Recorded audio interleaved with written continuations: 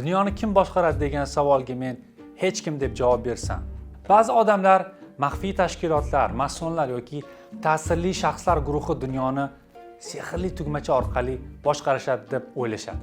O'zbeklarning yuragidan chuqur joy olgan Abdulhamid serialni boshidan oxirigacha ko'rsangiz, shunday tasavvur uyg'onadiki, holbuki butun boshli bir Usmoniylar imperiyasini aynan shu sionistlar yiqitgan. Ya'ni bu Usmoniylar imperiyasi qulashida juda ko'p omillar sabab bo'lgan va aybni faqatgina qandaydir maxfiy guruhlarga ag'darish adolatdan emas.